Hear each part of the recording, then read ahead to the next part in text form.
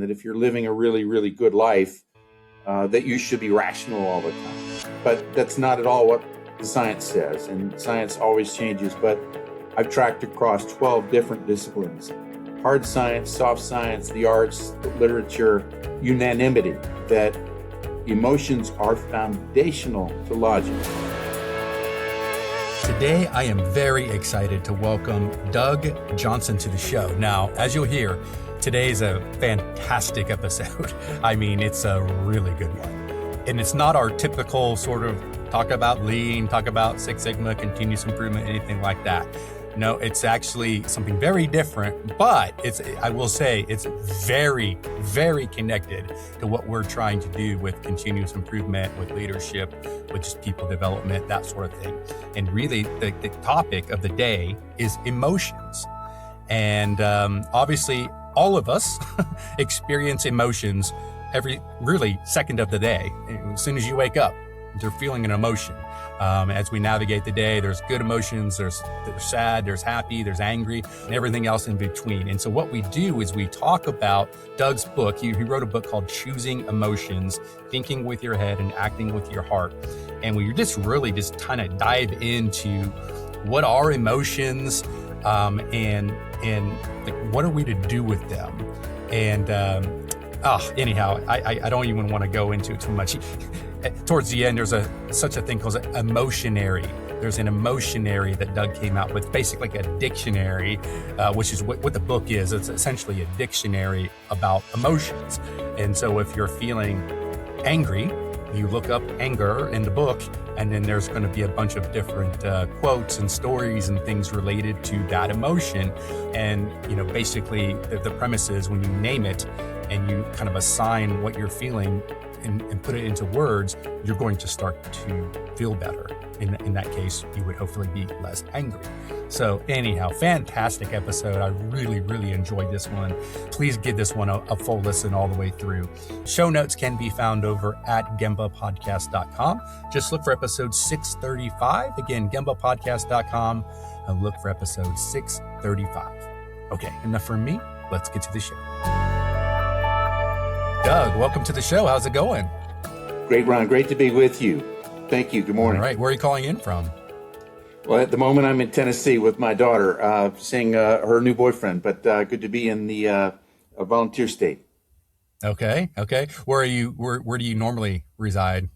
In Houston. So I'm a Texan, I believe you're in Texas as well, correct? I am. Yeah. A little north. I'm up in the DFW area, but my brother's in Houston. So, yeah, it's a little hotter down there in the summer, A tiny bit, and steamier too. Yeah, a little bit. Got a little more water around you.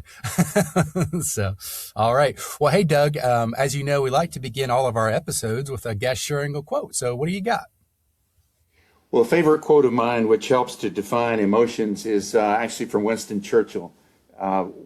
He's well known, of course, as the Prime Minister of England during World War II, but he also won the Nobel Prize in Literature later in his life. His quote, which so beautifully describes emotions, is 8 words. Fear is a reaction. Courage is a decision.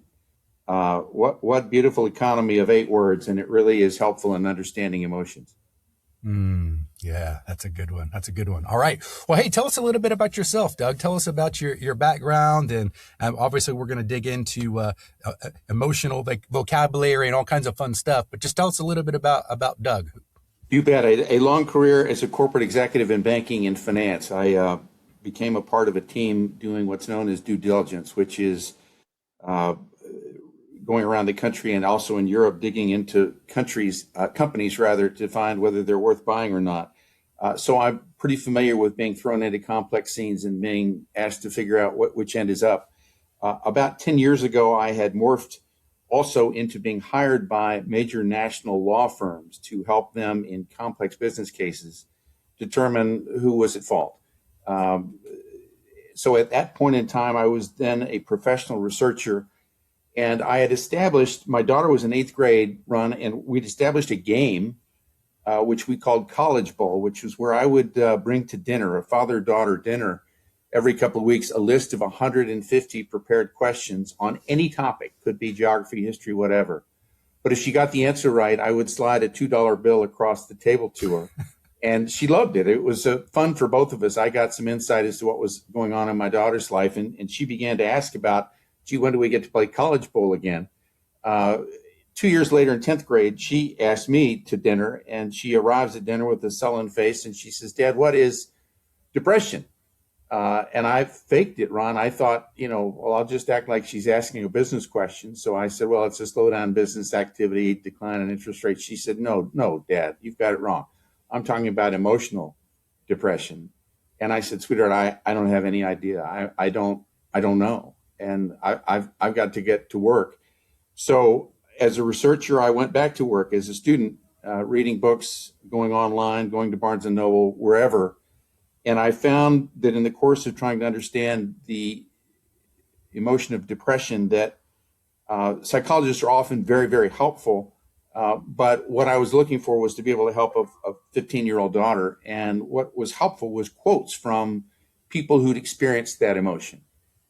So in essence, a scientist would describe what an emotion looks like, but I was looking for what it feels like. So I came across 3 quotes in the course of a few days. The first of which was from Rollo May. I don't know if you know that name. He was one of the first self-help authors in the 1950s before anybody ever even heard the term self-help. He had his PhD and his bachelor's in divinity. He was a pretty well-rounded guy.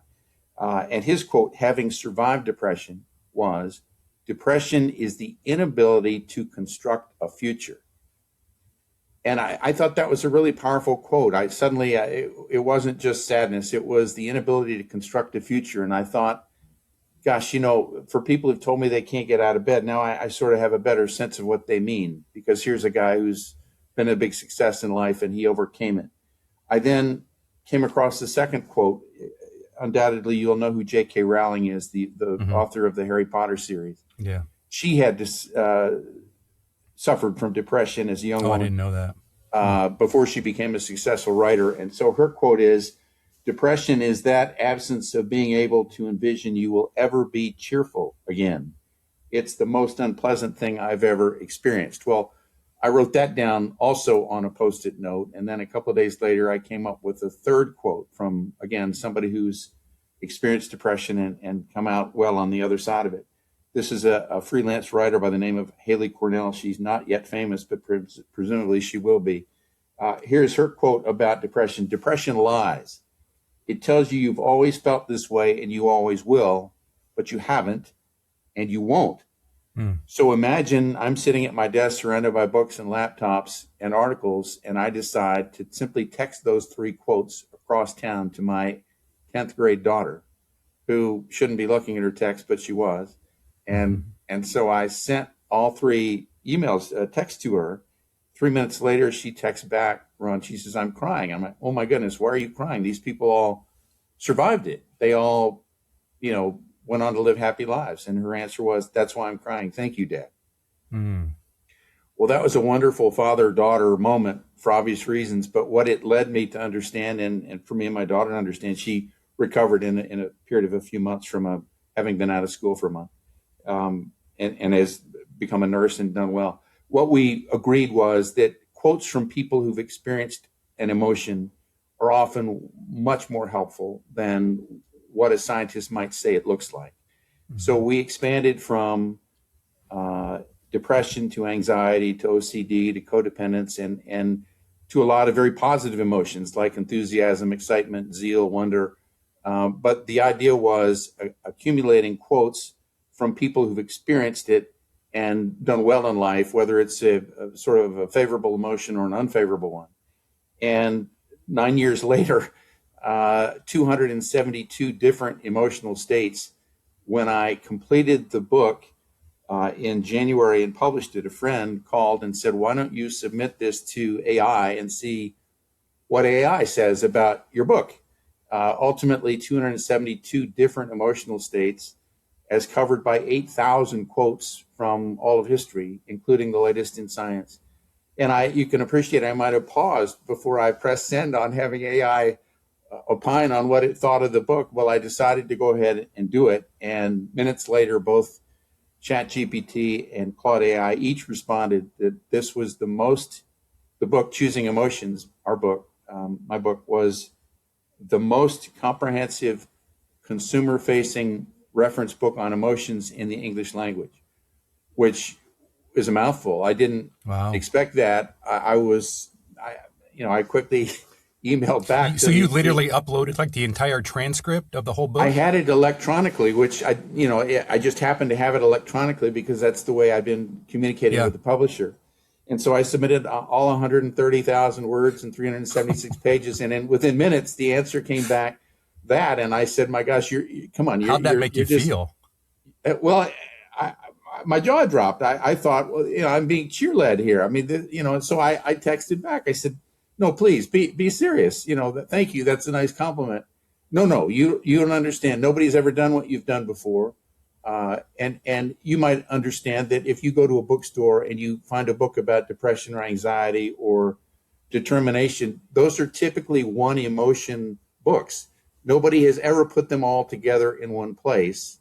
And that's what we did. And we did it in an innovative way, which is to describe emotions and define them by using quotes of people who've lived them, which had never been done before. So it was a big surprise, to answer your question.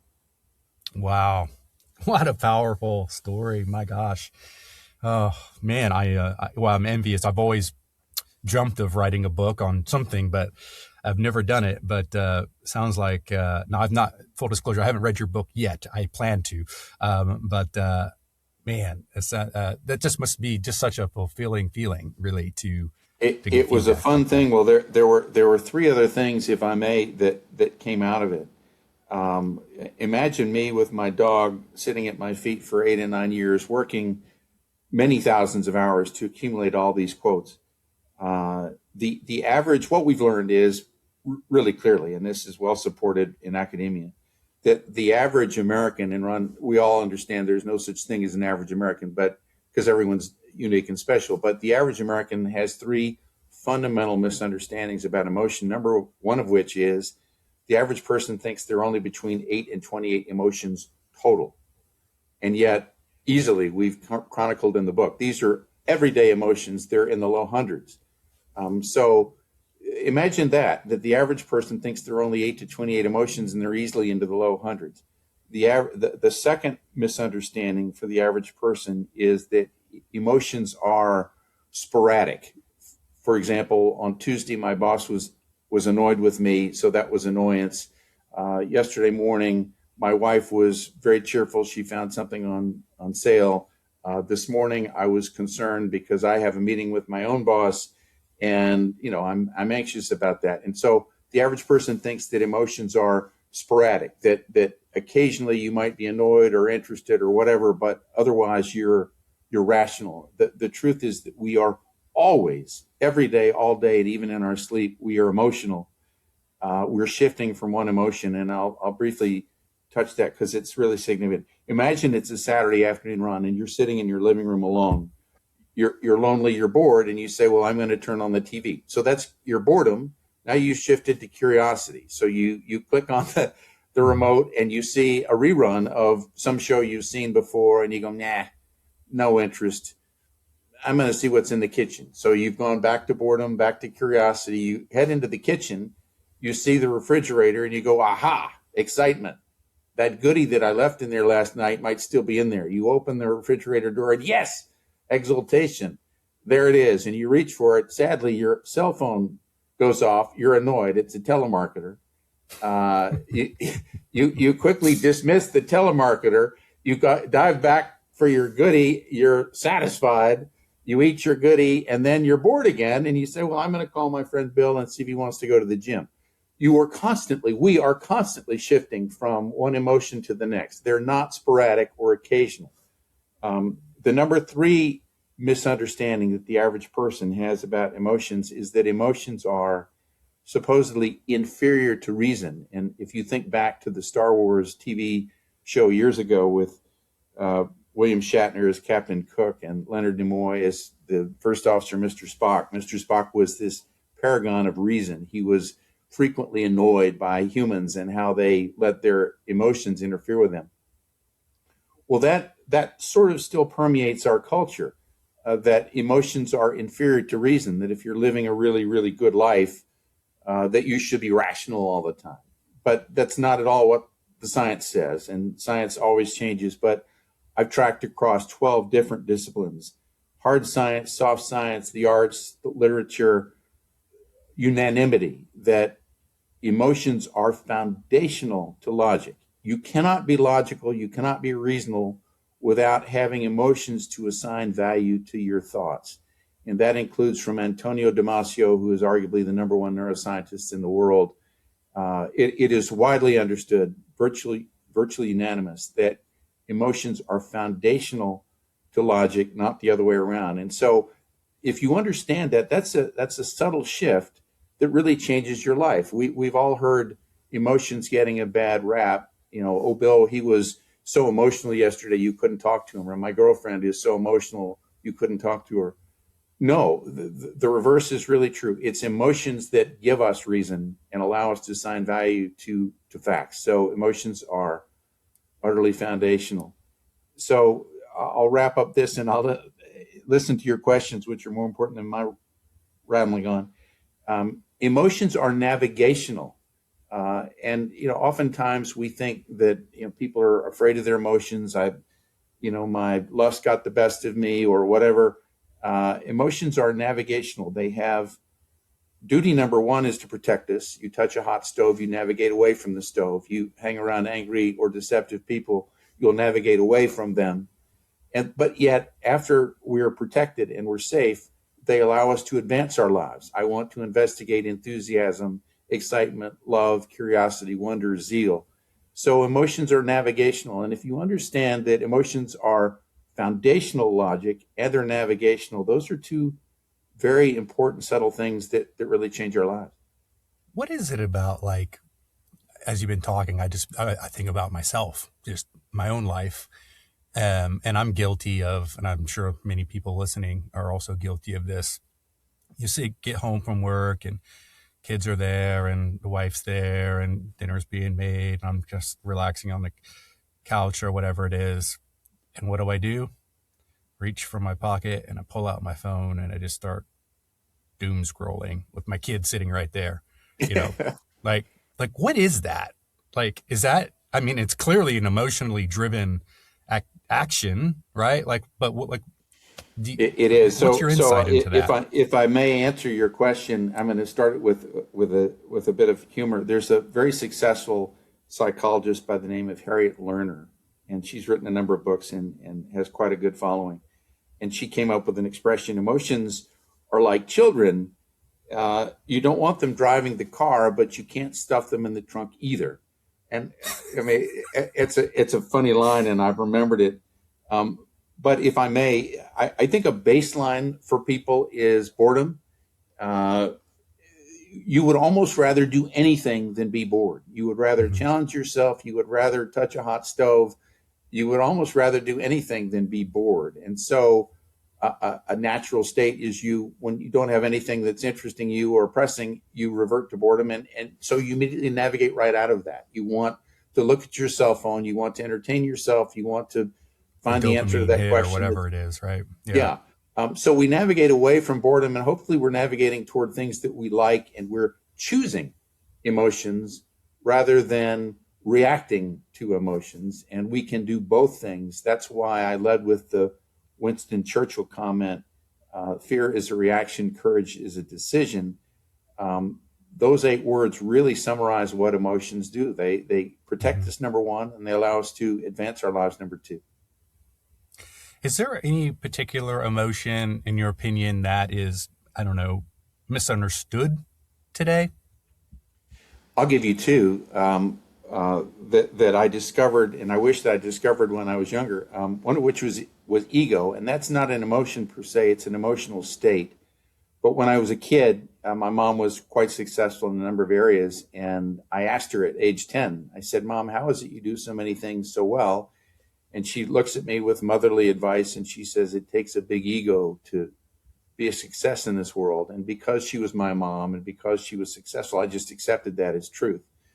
Imagine me sitting at my desk late at night with my dog at my feet, researching ego, and I come across a dozen quotes that all say what Carl Jung said, which is this: emotion is something that a man pursues mightily for the first half of his life and understands it's important to abandon and dismantle for the second half of his life.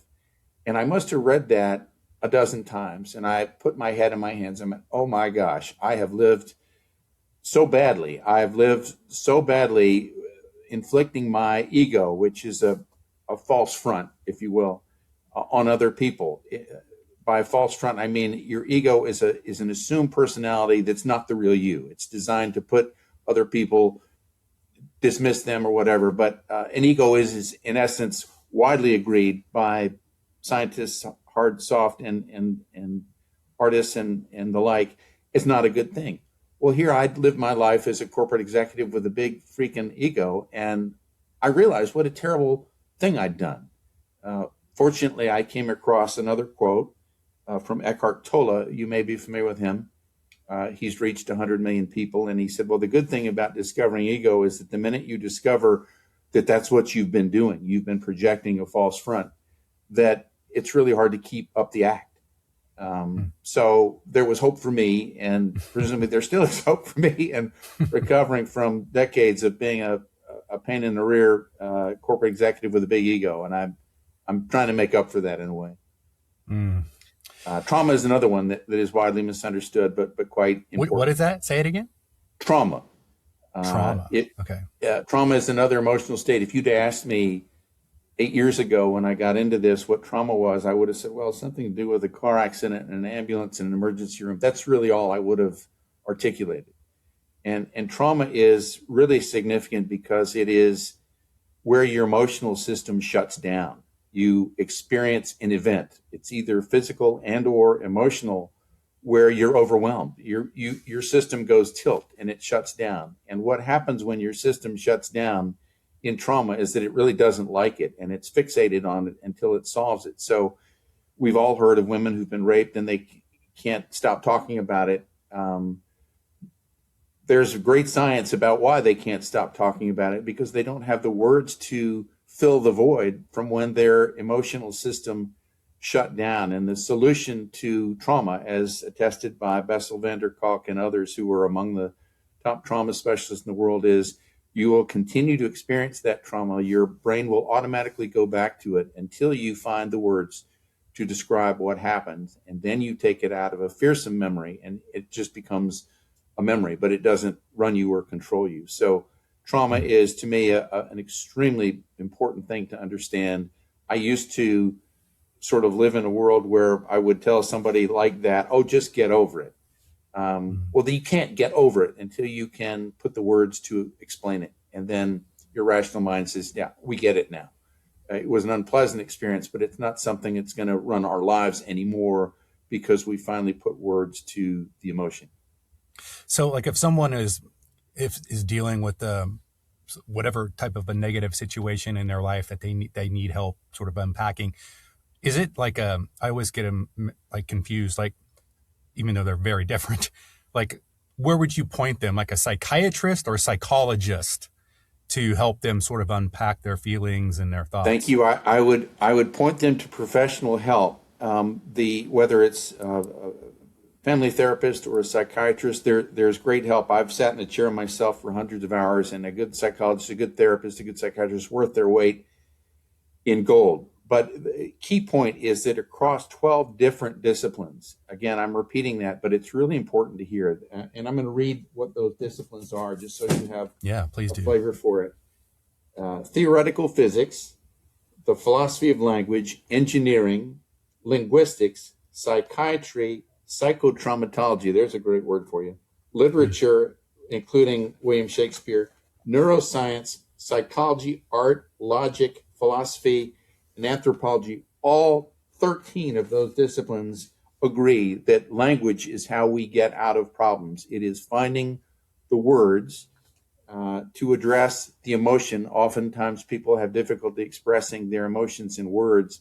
The book does a great job of that, of giving you quotes that other people who've experienced that emotion might jog your memory, and you go, oh my gosh, that's exactly the way I feel.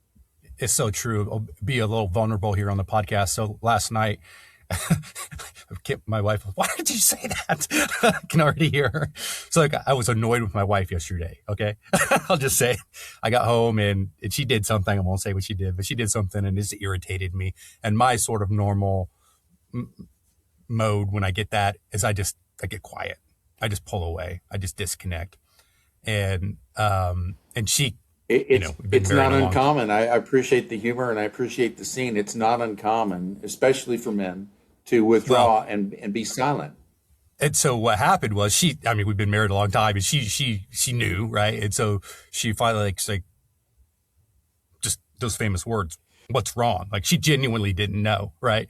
And I'm like, nothing, and she's like, no, what's wrong? She's persisted. And I told her and we just talked. It was like a 45-second conversation, right? I just told her and she like apologized and that was that. It was over and I felt better, but had she not sort of like said, what's wrong? I would have probably been ticked off all night and gone to bed mad and who knows how I would have woken up. But there is power, right? And speaking your feelings. Thank you. There's both power and release when you attach words to the emotion. There is a wonderfully successful clinical psychiatrist at UCLA by the name of Dan Siegel, and he came up with a phrase that is one for the ages. It's only 5 words, but the phrase is name it to tame it. If you're troubled by an emotion, if you can attach words to it, you're halfway to the solution. But moving out of science to engineering, you may have heard of the Sloan Kettering Clinic in New York City. Mm-hmm. The Kettering in that name was not a physician. He was not a medical doctor. He was an engineer. Charles Kettering. He held 186 patents as head of engineering for General Motors before he made his fortune and helped to create the clinic. His quote is, I want to get it verbatim. A problem well stated is a problem half solved. It attests again to the importance of words. Nuclear physicist Niels Bohr, not your average dinner conversation. He was in the same genre as Albert Einstein. Here's his quote. What is it that we human beings ultimately depend upon? We depend upon our words. We are suspended in language.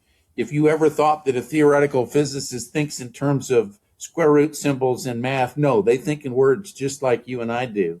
Mm-hmm. And it's really words that help us solve problems and to advance our life. Mm-hmm. Well, even just think about, as we're recording this, all this, war and conflict and all the rest of it. And the only way out of it is words, right? It's talking and figuring things out and, whatever it might be. So if I may, I'm going to read one more quote. Obviously. Yeah, please do. You got a lot of them. That's great. to indulge you. So in the scientific world these days, among the top 1% most cited scientists in the world is a neuroscientist by the name of Lisa Feldman Barrett. She teaches at Northeastern in Boston. So she has a huge following. She is hugely respected. And here is her quote. The more finely grained your vocabulary, the more precisely your brain can construct emotion. Can you say it again? Can you say it again? The more finely grained your vocabulary, the more precisely your brain can construct emotion. Mm-hmm. Right. So I'm going to give you a really relevant case in point. I'm not a psychologist. I don't believe you are. But imagine that you're a psychologist and you're sitting in the chair and across from you is your patient. And of course, you ask, well, what's the problem? Well, it's not uncommon for a patient to struggle with what's bugging them. So let's say that the patient across from you, Ron, says, well, I'm anxious all the time. I'm anxious. That's it. I'm anxious. But what if the problem isn't anxiety? What if the problem is addiction? And he's either too embarrassed to say it or doesn't understand what's troubling him. If you're the therapist, you're going to have a slower route to solution because you're not getting the words. Mm-hmm. All right. What the book does is across 272 different emotions, arranged alphabetically, you can see 20 to 40 quotes from people of all phase walks of life who've experienced that emotion. And you go, wait a minute, that's what I feel right there. What that man or woman said, it's very helpful to everybody. That's helpful to the therapist. It's helpful to you, and it's helpful in life. So again, I haven't read the book yet. So, but like, let's say I'm angry at my wife. Like, do I just go to the book and look up anger? Is that like how it works? You bet. You look up anger, and you're going to find 20 to 40 quotes on anger or annoyance or antagonism. You can look at each of them, and you can see what other people who've experienced that emotion, what words they've used to describe it, and you will be amazed at both how helpful it is and how other people have dealt with it. That's very comforting. And the so it minute moves you see closer words to that release point, I guess, right? Hopefully. Yes, and the minute you name it to tame it, you get the release point. You go, wait a minute, this isn't unmanageable anymore. I'm not confused anymore. I'm unstuck. Mm-hmm. Wow, so good. What's an emotionary? I know this is something that you've written about. What is that?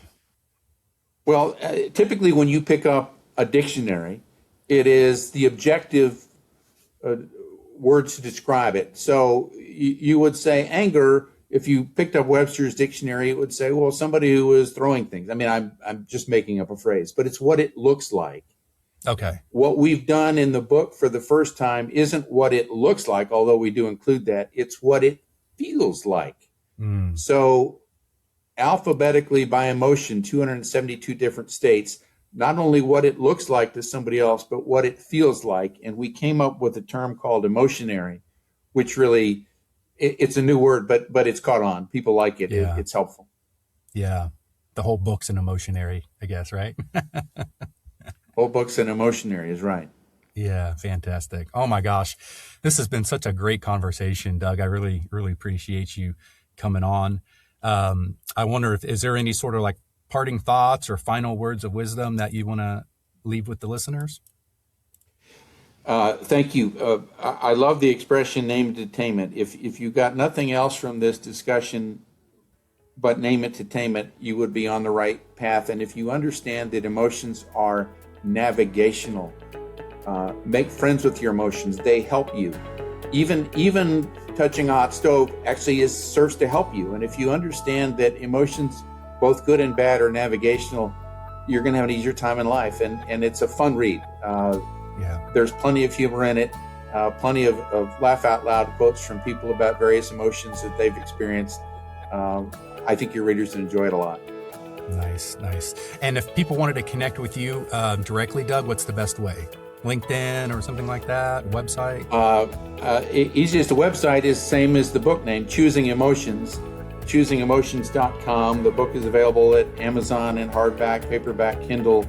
It's at Barnes & Noble and other places, choosingemotions.com. Okay, got it. All right. Well, hey, Doug, I appreciate you coming on, man. This has been a lot of fun. Love the conversation. Thanks, Ron. All the best. Thanks for joining us today. We know the path to continuous improvement can be challenging to walk alone. That's why Gemba Academy exists, not just to provide training, but to be your partner in problem solving. Whether you're just taking your first steps or leading a global transformation, our goal is to help you bridge the gap between knowing and doing. Beyond our library of Lean and Six Sigma resources, we're here to coach and guide you through your journey, whether that's through personalized support or joining us for a live training to get that immersive, hands-on experience.